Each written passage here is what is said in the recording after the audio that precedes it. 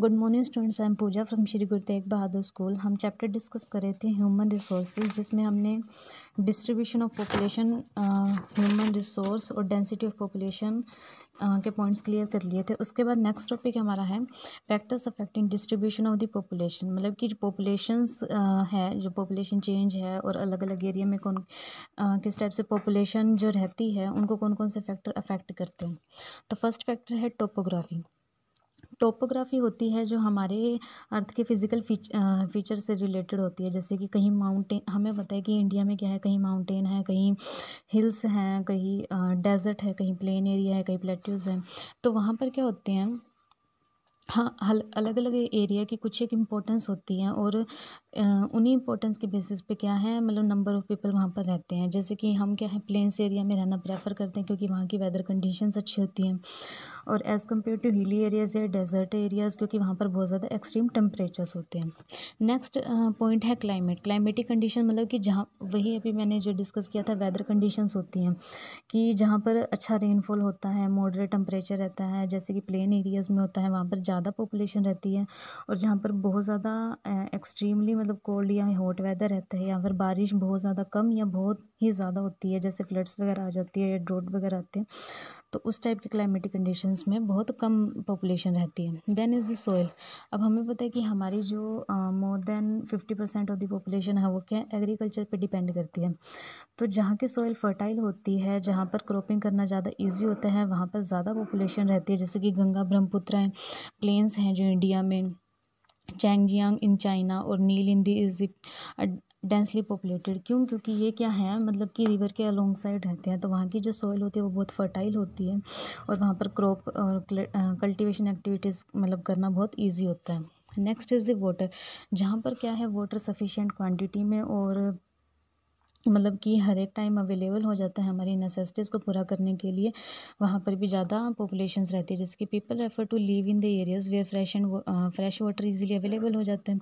अब जैसे देखते हैं हम, राजस्थान और गुजरात का एरियाज़ होता है जहाँ पर क्या होता है, मतलब कि बहुत दूर जाके हमें वाटर कलेक्ट करना पड़ता है इवन नेसेसिटीज़ को पूरा करने के लिए, तो वहाँ पर बहुत कम पॉपुलेशन रहती है। Next is the minerals. Areas with the mineral deposit, minerals होते हैं, हम पता है कि हम माइंस से बहुत सारे नेचुरल रिसोर्सेज क्या करते हैं, निकालते हैं। तो जहाँ पर क्या है, ये नेचुरल रिसोर्सेज ज़्यादा अवेलेबल होते हैं, जैसे कि कोल हो गया, पेट्रोलियम हो गया, या अदर फॉरेस्ट प्रोडक्ट्स हो गए हैं, या फिर कोई मेटल्स हो गए हैं। जहाँ पर ये नेचुरल रिसोर्सेज ज़्यादा अवेलेबल होते हैं, वहाँ से हम क्या है, इन्हें निकाल सकते हैं, इनको यूटिलाइज़ कर सकते हैं। तो इसलिए जब जहाँ ज़्यादा मिनरल्स और माइंस होती हैं, वहाँ पर ज़्यादा पॉपुलेशन रहती है। नेक्स्ट, ग्राफिकल फैक्टर्स के अलावा कुछ सोशल कल्चर और इकोनॉमिक फैक्टर्स भी होते हैं जो हमें इफ़ेक्ट करते हैं। जैसे कि सोशल में हो गया, जो पब्लिक फैसिलिटीज़ हमें मिलती है, जैसे कि हाउसिंग की होगी, एजुकेशन की होगी है, वाटर, सैनिटेशन, इन सब की फैसिलिटीज़ होगी हैं।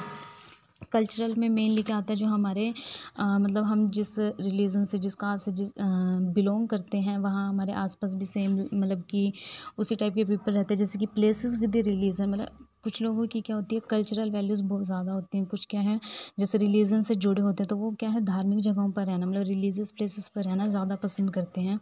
जैसे कि वाराणसी, जेरूसलम, वेटिकन सिटी, जहाँ पर क्या है, मतलब कि टेम्पल्स होते हैं, बिल्कुल रिलीजियस मतलब प्लेसेस होते हैं।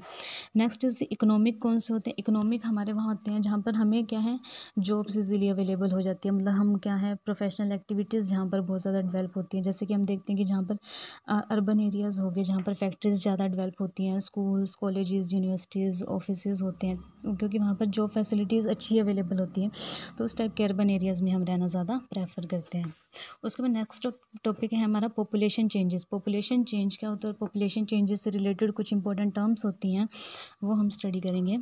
सो the population change refers to the change in number of people during a specific time. अब हमें पता है कि हर एक टाइम पे, हर एक प्लेस पे पॉपुलेशन और उनका नंबर सेम नहीं रहता है।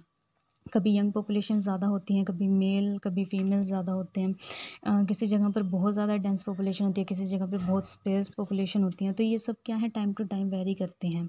तो पॉपुलेशन चेंज उसी को बोलते हैं जो क्या है, टाइम के साथ साथ, प्लेसेस के साथ साथ चेंज होते रहते हैं। इसको क्या है, अलग अलग फैक्टर्स अफेक्ट करते हैं। जैसे कि कुछ इंपॉर्टेंट टर्म्स है जो मतलब पॉपुलेशन चेंजेस से रिलेटेड हैं। Birth are usually measured, birth rate, death rate, migration, natural growth rate, ये कुछ टर्म्स हैं, इनका मीनिंग हम कर लेते हैं स्टडी।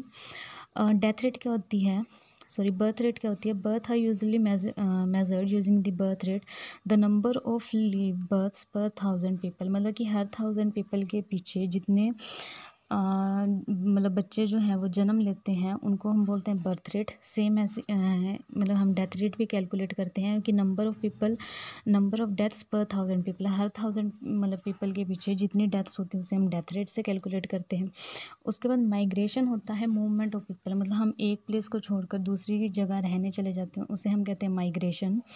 और एक होता है natural growth rate. Natural growth rate होता है, डिफरेंस होता है बर्थ रेट और डेथ रेट, मतलब पहले बर्थ रेट और डेथ रेट कैलकुलेट करके उसके बाद हम उसके डिफरेंस जब फाइंड आउट करते हैं उसे बोलते हैं नेचुरल ग्रोथ रेट। मतलब ये होती है एक्चुअल ग्रोथ कितनी हो रही है पॉपुलेशन में over a period of time.